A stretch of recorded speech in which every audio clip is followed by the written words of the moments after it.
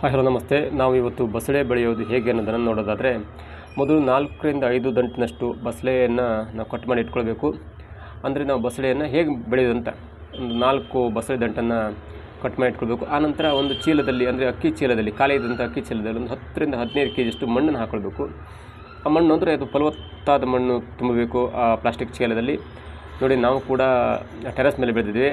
ಒಂದು ಪಾಟಲ್ಲಿ ಬದನೆಕಾಯಿ ಗಿಡನ ಬೆಳೆದಿವಿ. ಎಷ್ಟು ಫಲವತ್ತಾಗಿದೆ ಕೂಡಿದೆ ನೋಡಿ.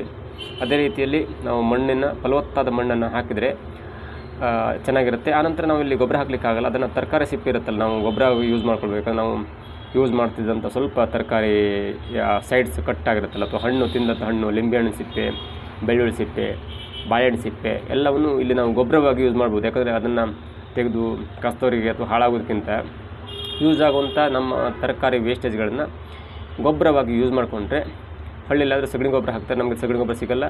ಆನಂತರ ನಾವು ಒಂದು 4 ದಂಟಷ್ಟು ಬಲಿತ ದಂಟು, ಅಂದರೆ ಬುಡ ಇರುತ್ತಲ್ಲ, ನಾವಿಲ್ಲೊಂದು ಬಸಳೆ ತಂದಾಗ ಬುಡವನ್ನು ಕಟ್ ಮಾಡಿ 4-5 ಇಂಚಷ್ಟು ಉದ್ದದ ಬಸಳೆ ದಂಟನ್ನು ಇಟ್ಕೊಳ್ಬೇಕು, ಅದನ್ನು ನೆಡಲಿಕ್ಕೆ.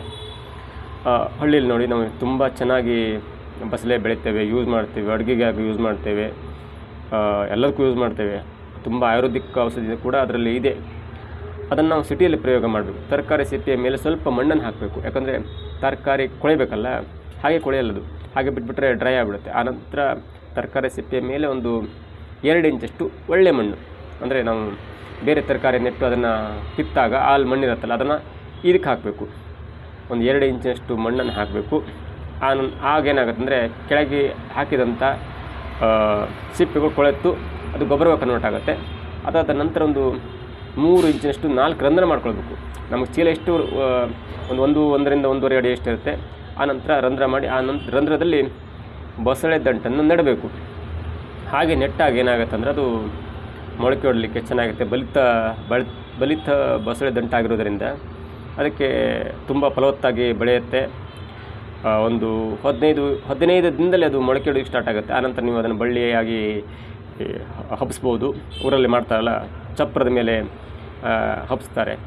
ಹೊಲದಲ್ಲೂ ಕೂಡ ಇದೇ ಥರ ಮಾಡಬೇಕು. ಯಾಕಂದರೆ ಹೊಲದಲ್ಲಿ ಏನಾಗುತ್ತೆ ಅಂದರೆ, ನಾವು ಬೇರೆ ಥರ ಯೂಸ್ ಮಾಡ್ತೀವಿ. ಅಂದರೆ ಅದು ನೆಡುವ ಪದ್ಧತಿ ಮಾತ್ರ ಇದೆ. ನೀವು ಹೊಲದಲ್ಲಾಗಲಿ ಅಥವಾ ನಮ್ಮ ಬೆಂಗಳೂರಿನ ಟೆರೆಸ್ ಮೇಲಾಗಲಿ ಬಸಳೆ ನೆಡುವ ಪದ್ಧತಿ ಇದೆ. ಹೊಲದಲ್ಲಿ ನಾವು ಸಗಣಿ ಗೊಬ್ಬರವನ್ನು ಹಾಕಬೇಕು. ಹಾಕಿದ್ರೆ ಒಳ್ಳೆಯದು. ಯಾಕಂದರೆ ಸಗಣಿ ಗೊಬ್ಬರದಲ್ಲಿ ತುಂಬ ಬಸಳೆ ಬೆಳೆಯಲಿಕ್ಕೆ ಬೇಕಾದಂಥ ಒಳ್ಳೆಯ ಪೋಷಕಾಂಶ ಸಿಗುತ್ತೆ. ಹಳ್ಳಿಯಲ್ಲಿ ನೆಡುವಾಗ ಏನಾಗುತ್ತೆ ಅಂದರೆ, ಒಂದು ಅಡಿಯಷ್ಟು ಆಳ ತೋಡಬೇಕು, 1 ಅಡಿಯಷ್ಟು ಅಗಲ ಇರಬೇಕು, ಒಂದು ಮಾರಷ್ಟು ಉದ್ದ ಇರಬೇಕು. ಹಾಗೆ ಮಾಡಿದರೆ ಹಸ್ತಗಾತ್ರದ ಬಸಳೆಯಲ್ಲಿ ನೋಡಿದರೆ ನಮಗೆ ಅನಿಸುತ್ತೆ. ನೋಡಿ, 1.5ರಿಂದ 2 ತಿಂಗಳಲ್ಲಿ ಬಂದಂಥ ಬಸಳೆ ಇದು ಊರಲ್ಲಿ. ಅದಕ್ಕೊಂದು ಚಪ್ರ ಹಾಕ್ತಾರೆ. ರೈತರಿಗೆ ಒಳ್ಳೆಯ ಲಾಭ ಕೂಡ ಬರುತ್ತೆ. ಅಂದರೆ ನಾವು ಇದನ್ನು ಕಮರ್ಷಿಯಲ್ ಮಾಡಿದರೆ ರೈತರಿಗೆ ಏನಾಗುತ್ತೆ ಅಂದರೆ, ಬೇರೆ ಬೇರೆ ಥರ ಬೆಳೆಯನ್ನು ಬೆಳೀತಾರೆ. ಅದೇ ರೀತಿಯಾಗಿ ರೈತರಿಗೆ ಬಸಳೆ ಬೆಳೆ ಕೂಡ ತುಂಬ ಒಳ್ಳೆಯದು. ಹಾಗೆ ಬೆಳಿಬೇಕು. ಅದಾದ ನಂತರ ನಾವು ಬಸಳೆಯನ್ನು ತುಂಬ ಹೆಲ್ತಿ ಫುಡ್ಡಾಗಿ ಯೂಸ್ ಮಾಡ್ತೇವೆ. ಬಸಳೆಯಿಂದ ನಾವು ಪಲ್ಯ ಮಾಡ್ಬೋದು, ಬಸಳೆಯಿಂದ ಸಾರು ಮಾಡ್ಬೋದು, ಬಸಳೆಯಿಂದ ಆಯುರ್ವೇದಿಕ್ ಔಷಧಿಯಾಗಿ ಯೂಸ್ ಮಾಡ್ತೇವೆ. ಯಾಕಂದರೆ ಯಾರಿಗಾದ್ರೂ ಕುರ ಆಯ್ತಪ್ಪ ಆಗಾದಾಗ ಕೂಡ ಬಸಳೆ ಎಲೆಯನ್ನು ಜಜ್ಜಿ ಆ ಕುರ ಮೇಲೆ ಹಾಕಿದ್ರೆ ತಂಪಾಗಿ ಕುರ ಒಡೆದು ಹೋಗುತ್ತೆ ಅನ್ನುವ ಒಂದು ಮಾತಿದೆ. ಅದು ಕೂಡ ಪ್ರೂವ್ ಆಗಿದೆ ವಿಜ್ಞಾನದಲ್ಲಿ ಕೂಡ. ಹಾಗೆ ಮಾಡೋದ್ರಿಂದ ನಮಗೆ ದೈಹಿಕವಾಗಿ, ಅಂದರೆ ಆಹಾರವಾಗಿ ಉಪಯೋಗವಾಗುತ್ತೆ ಮತ್ತು ರೋಗಕ್ಕೂ ಕೂಡ ಉಪಯೋಗವಾಗುತ್ತೆ. ಜೊತೆಗೆ ಈ ಬಸಳೆಯನ್ನು ನಾವು ಸೇವಿಸೋದ್ರಿಂದ ನಮ್ಮ ದೇಹದ ಉಷ್ಣಾಂಶವನ್ನು ಕಡಿಮೆ ಮಾಡ್ಕೊಳ್ಬೋದು. ಅಂದರೆ ಹೀಟ್ ಆಗುತ್ತೆ. ಏನೋ ಚಿಕನ್ ತಿಂದ್ವಿ, ಮಟನ್ ತಿಂದ್ವಿ, ಅಥವಾ ಏನಾದರೂ ಒಂದು ಹೀಟ್ ಪದಾರ್ಥ ತಿಂದಾಗ ಸ್ವಲ್ಪ ಬಸಳೆಯ ಪದಾರ್ಥದ ಒಂದು ಸ್ವಲ್ಪ ಪಲ್ಯವನ್ನು ತಿಂದಾಗ ಅದು ಬ್ಯಾಲೆನ್ಸ್ ಆಗುತ್ತೆ. ತುಂಬ ಉಷ್ಣಾಂಶ ಹೊಂದಿರುವ ಮನುಷ್ಯರು ಕೂಡ ಅಥವಾ ಜನಗಳು ಕೂಡ ಬಸಳೆ ಪದಾರ್ಥವನ್ನು ತಿಂತಾರೆ. ಹಸ್ತಗಾತ್ರಕ್ಕಿಂತ ದೊಡ್ಡದಿರುತ್ತೆ. ನೀವು ರೈತರು ಕಮರ್ಷಿಯಲಾಗಿ ಯೂಸ್ ಮಾಡಿಕೊಂಡ್ರೆ ಒಂದು ಬಸಳೆಯ ರೋಲಿಗೆ 50ರಿಂದ 60 ರೂಪಾಯಿ ಸಿಗುತ್ತೆ ಪೇಟೆಯಲ್ಲಿ. ಅದು ಕೂಡ ಈಗ ಕಡಿಮೆ ಆಗಿದೆ. ಯಾಕಂದರೆ ರೈತರು ಅಡಿಕೆ, ತೆಂಗು ಅದು ಇದು ಕಮರ್ಷಿಯಲ್ ಬೆಳೀತಾರೆ. ಜೊತೆಗೆ ಅವರ ಆಹಾರ ಪದ್ಧತಿ ಕೂಡ ಕಮರ್ಷಿಯಲ್ ಆಗಿದೆ. ಸ್ವಲ್ಪ ಫಾಸ್ಟ್ ಫುಡ್ ಥರ ಆಗಿರೋದರಿಂದ ಏನಾಗುತ್ತೆ ಅಂದರೆ, ಜನ ಕೂಡ ಸ್ವಲ್ಪ ಆಧುನಿಕತೆ ಹೆಸರಲ್ಲಿ ಫಾಸ್ಟ್ ಫುಡ್ಡು, ಬರ್ಗರ್ ತಿಂತಾರೆ.